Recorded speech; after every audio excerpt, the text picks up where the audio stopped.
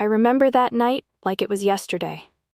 It was a chilly evening in Los Angeles, and I had just settled into my favorite corner of the restaurant, a small, cozy spot with warm lighting and soft jazz playing in the background.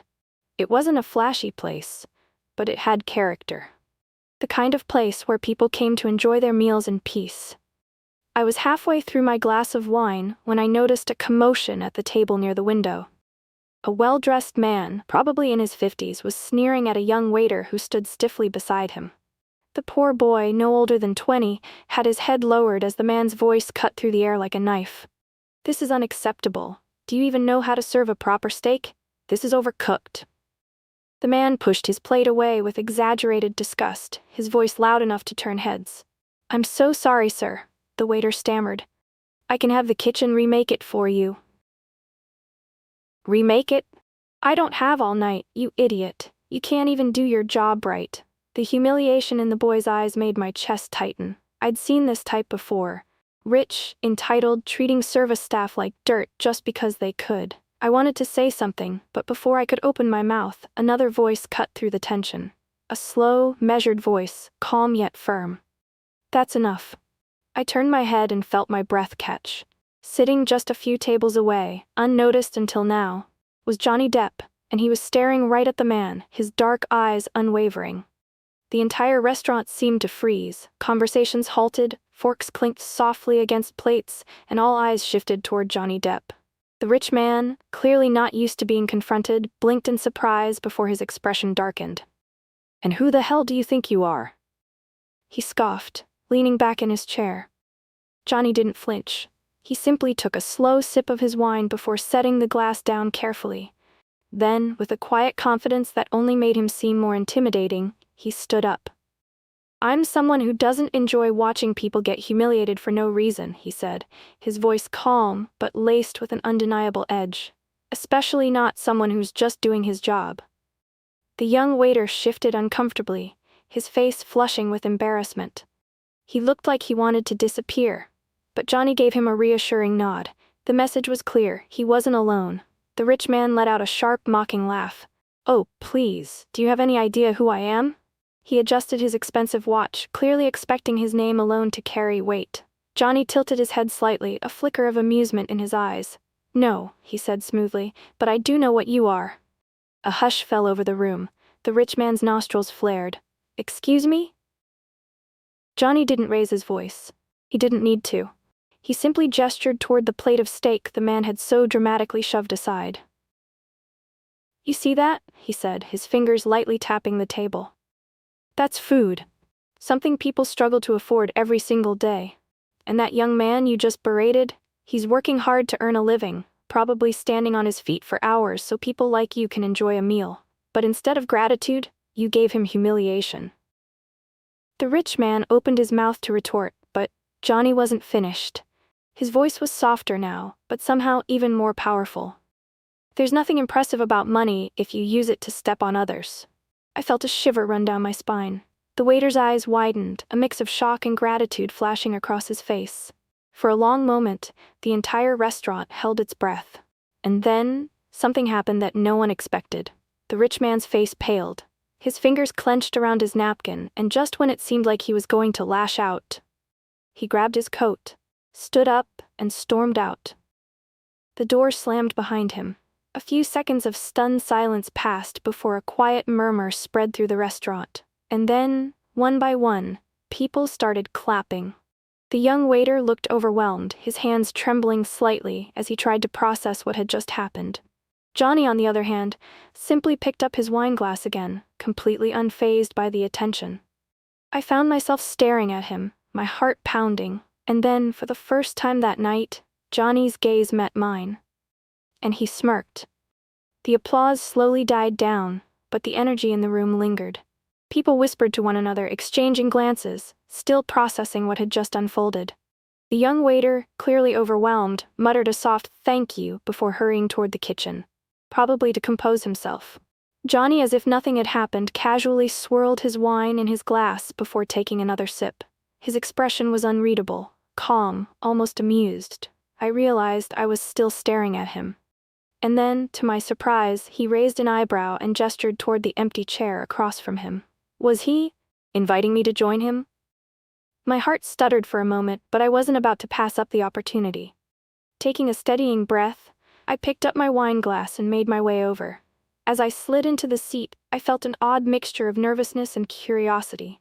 I have to say, I started, that was probably the most satisfying thing I've ever witnessed in a restaurant. Johnny chuckled, a deep, low sound that somehow made me relax.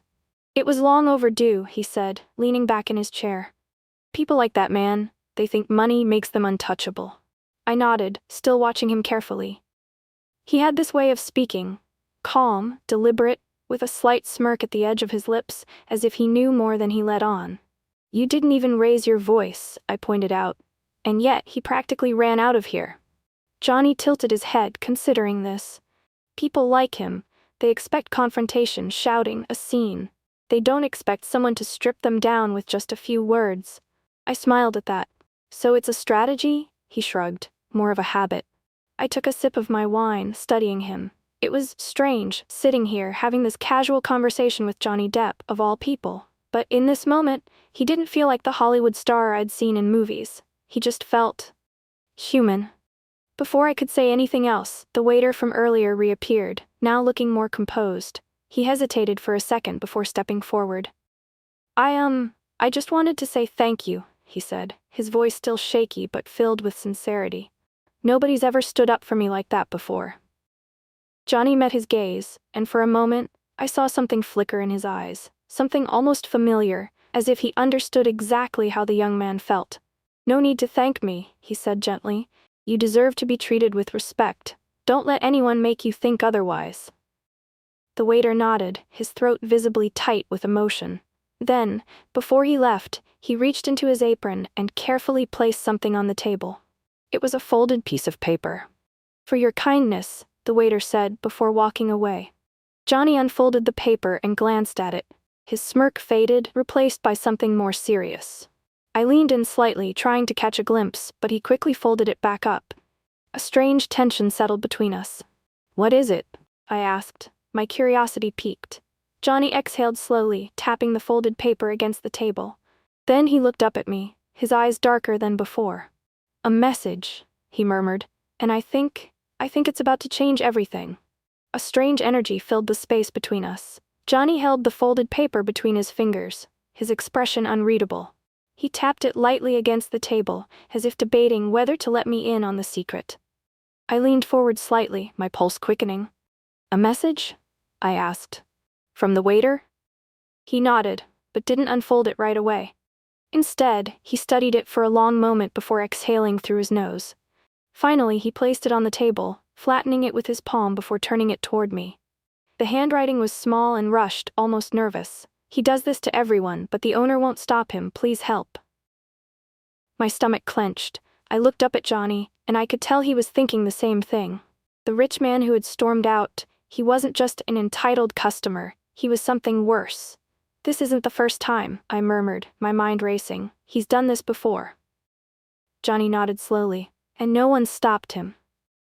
I suddenly felt sick at the thought of how many others had been humiliated the same way. How many young waiters had been belittled, insulted, maybe even fired because they had no choice but to endure it. And if the owner wasn't doing anything about it, that meant... He has power here, Johnny said, finishing my thought. I swallowed hard. What do we do? Johnny drummed his fingers against the table, deep in thought. Then something changed in his expression. An idea forming. A decision made. He reached into his pocket, pulled out his wallet, and carefully took out a business card. Without a word, he flipped it over and began writing on the back. Once he was done, he folded the paper back up and gestured for the waiter to return. The young man hesitated, but eventually approached our table, his eyes filled with nervous curiosity. Johnny handed him the note, meeting his gaze with quiet intensity. Give this to your coworkers, he said. And if anything else happens, call the number on the back. The waiter looked down at the note in his hands, his fingers tightening around it. I could see the weight of the moment sinking in, the realization that someone, finally, was willing to help. Thank you, he whispered. His voice cracked slightly, but there was something else there now. Hope. As the waiter walked away, I turned to Johnny, my heart still racing. What did you write? Johnny took a slow sip of his wine before setting the glass down. Then, with that same knowing smirk, he finally answered. Let's just say, we're not done yet. And for the first time that night, I realized this was just the beginning. Johnny's words lingered in the air, thick with meaning. We're not done yet. I studied him, trying to decipher what was going on in his mind. There was something calculated about the way he spoke, the way he seemed to already know his next move. You're planning something, I said cautiously. His smirk deepened. Maybe. Before I could press further, the restaurant owner, a heavy-set man with graying hair, emerged from the back, his eyes darting nervously around the room. He spotted the young waiter, then quickly turned his gaze to Johnny and me. His expression tightened as he made his way over. I could already tell he wasn't happy. Mr. Depp, he greeted, forcing a tight smile. I hope everything is to your satisfaction. Johnny leaned back slightly, swirling the last bit of wine in his glass. The food's great, he said casually. But I have to say, the customer service situation could use some work. The owner's smile faltered. I assure you, sir, we take great pride in our service. Johnny raised an eyebrow. Do you? The weight of the question hung between them. I glanced at the young waiter who had taken a few steps back, clearly afraid to get caught in the crossfire. His hands were clenched into fists at his sides, but his face gave away his emotions: fear, exhaustion, and something else. Defeat. This wasn't just one bad night, this had been happening for a long time. The owner cleared his throat. Listen, that gentleman earlier, he's a very important client. He's been coming here for years. It's complicated. Johnny set his glass down with a quiet clink. The owner hesitated. Sir, I understand your concern, but do you? Johnny cut him off, his voice still calm but laced with something sharper. Because from where I'm sitting, it looks like you're letting your staff get humiliated just to keep one rich guy happy. I held my breath, watching the tension build. The owner's face reddened. That's not. Johnny tilted his head, his smirk gone now. His eyes were darker, more serious. Let me ask you something. How much is he paying you to turn a blind eye? The owner stiffened. The flicker of guilt in his expression told me everything I needed to know. Johnny nodded, as if he had just confirmed his suspicions. Thought so. Silence fell between them, and then Johnny delivered the final blow. You might want to rethink your priorities, he said, his voice quiet but cutting. Because if you keep letting guys like that run your business, you won't have one left for much longer. The owner swallowed hard, his jaw tightening. For a moment, he looked like he wanted to argue, but instead, he gave a curt nod and turned on his heel, disappearing back into the kitchen. The tension slowly eased, and I let out a breath I hadn't realized I was holding. I turned to Johnny, still trying to process everything. Do you think that'll change anything? Johnny gave me a small, knowing smile. Oh, I don't think. I know. And just as I was about to ask what he meant, the young waiter rushed back to our table, his hands gripping the note Johnny had given him. His face was pale, his voice barely above a whisper. The number you wrote, it called back. He swallowed hard. And they said, they're sending someone. A chill ran down my spine. Johnny just nodded, his expression unreadable. Good, he said. It's about time. The young waiter stood there, gripping the note like it was a lifeline. His hands trembled slightly, his breath uneven. They said they're sending someone? I echoed, my heart racing. Johnny didn't seem surprised. If anything, he looked satisfied. He leaned forward, resting his elbows on the table, and met the waiter's anxious gaze. Did they say how long? The waiter nodded, swallowing hard. They said they'll be here within the hour. An hour. I glanced around the restaurant. The energy shifted, subtle but noticeable. Other waiters were now whispering among themselves, shooting wary glances toward the kitchen.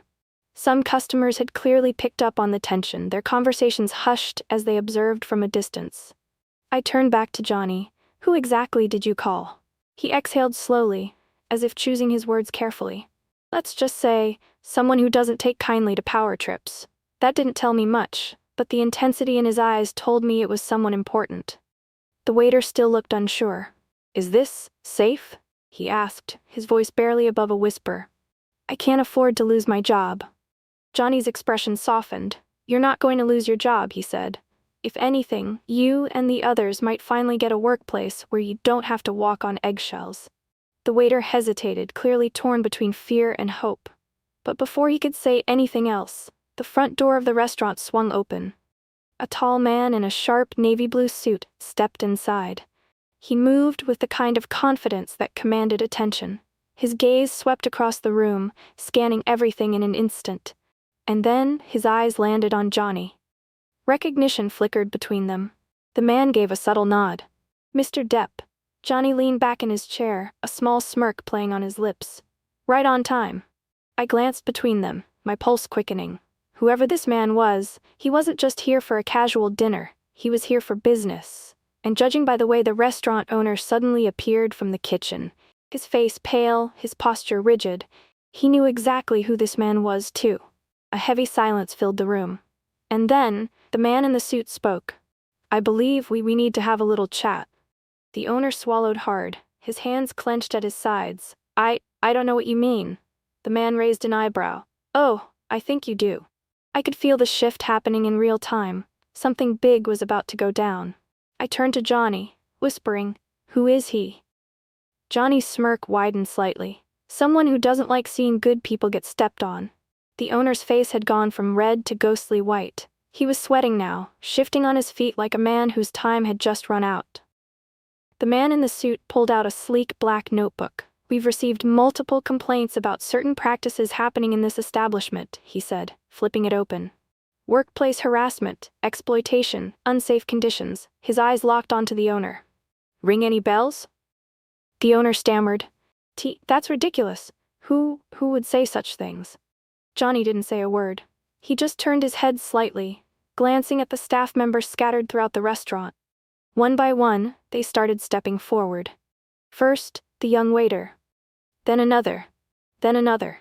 Soon, nearly the entire waitstaff was standing together, and for the first time all night, the owner realized he was outnumbered.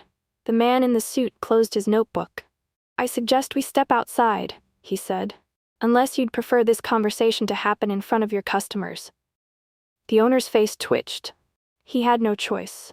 Without another word, he turned and followed the suited man toward the exit. The door swung shut behind them, leaving the restaurant in stunned silence. I turned to Johnny, still processing what had just happened. "That was..." I trailed off, struggling to find the words. Johnny simply shrugged, reaching for his glass. "Just another night out." But I knew better. This wasn't just another night. This was justice. The restaurant remained eerily silent after the owner and the man in the suit stepped outside. The waitstaff stood frozen in place, as if afraid to move, while the remaining customers exchanged hushed whispers. I glanced at Johnny, who looked completely at ease, as if this were just another routine evening. But I knew better. He had planned this, maybe not from the very beginning, but somewhere along the way he had decided that this night wasn't going to end in quiet injustice. The young waiter still stood beside our table, gripping his notepad tightly. His face was pale, his breath uneven. "What happens now?" he asked in a whisper. Johnny leaned forward slightly, lowering his voice. "That depends on how much your boss has to hide." The words sent a shiver down my spine. Before I could say anything, the door swung open again and the suited man walked back in. His expression was unreadable, but there was something final in the way he dusted off his sleeve. The owner wasn't with him. The waiter tensed. "Where is he?" The man glanced at Johnny before answering. "He won't be coming back." A ripple of whispers spread through the staff. Some looked at each other in shock, while others smiled. The weight that had been pressing on this restaurant for years had just been lifted. The waiter blinked. "So he's really gone?" The man in the suit nodded, effective immediately. He looked at the rest of the staff. "For those of you who have endured mistreatment here, I want you to know, this restaurant will continue to operate, but under new management." New management. It was happening that fast. I had expected some drawn-out legal battle, but whatever had just transpired outside had sealed the deal in an instant. Johnny leaned back, a satisfied smile tugging at his lips. "Like I said," he murmured, "it was just a matter of time." The suited man turned to the waiter. "If you or any of your coworkers have more details to share, now is the time. Anything that's been swept under the rug, bring it forward." The young waiter hesitated at first. But then, as if realizing he was finally safe, he took a deep breath. "There's a lot you need to know." And with that, the dam broke. The waitstaff, who had spent years suffering in silence, finally spoke. One by one, they shared their stories. How they had been humiliated, underpaid, overworked. How they had been forced to tolerate men like the one from earlier, simply because the owner valued their money over his employees' dignity.